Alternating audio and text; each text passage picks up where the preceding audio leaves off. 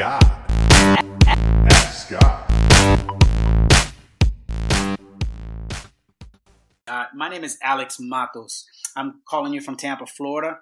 First and foremost, I want to thank you for creating this podcast. It has made my journey a lot simpler, let's just say. But I really do appreciate you putting this together. My question for you today is I've been selling on Amazon for a couple months now, and I've been noticing that sometimes there's multiple sales of 4 or 5 from just one purchaser. So recently I started thinking, man, why would they need 5? And I don't know why, but I just automatically thought let me go check eBay. And so I checked eBay, and lo and behold, my product is being sold on eBay. So by someone else, of course. So my question is, what should I do? What could I do in this if something like this happens? Should I go ahead and start selling on eBay myself? Of course, this other person who's buying them from me is reselling them. I'm sure they're probably doing a drop ship type of program. But I just wanted to find out what you would recommend I should do. Thank you. Hey, Alex, thank you so much for the question, man. I really appreciate it. It's a good one, by the way, and I'm not sure that I've ever addressed this on an Ask Scott session, so I'm excited to kind of dive into this. This is interesting. This is very interesting because you're right. That is probably what's happening. And for anyone that doesn't understand what's happening, let's kind of go through it really quickly.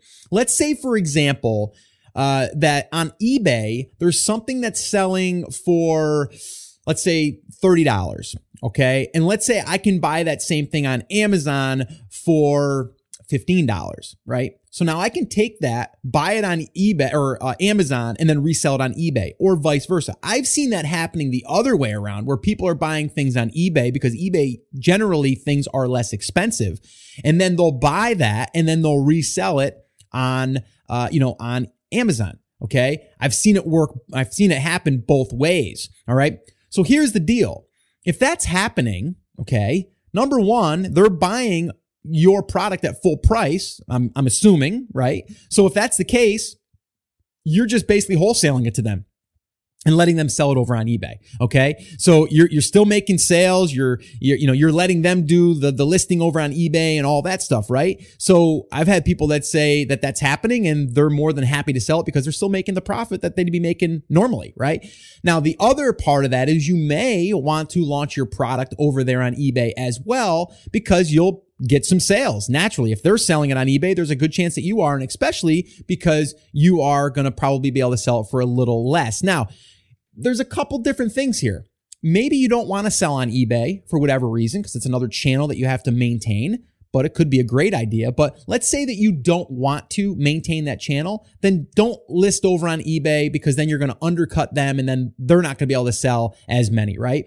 So if you just want to be like a wholesaler in a sense with your product, then that's fine, right? You just sell them the product when they order it and life is good, okay?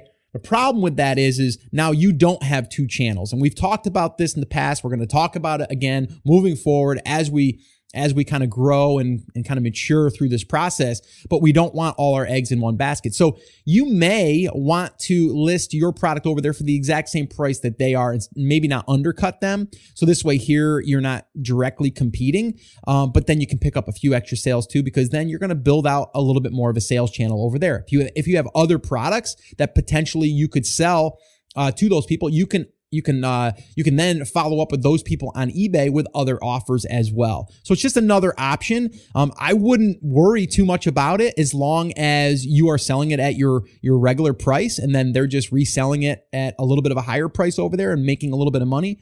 Then I don't see any problem with it. So that is my my answer to that question, I guess, is I really wouldn't worry about it. I would think of it as an advantage for 2 different reasons. One, you can either sell it directly to them at wholesale, and then you're still going to make the same amount of money, or you have an opportunity to start selling on eBay as well.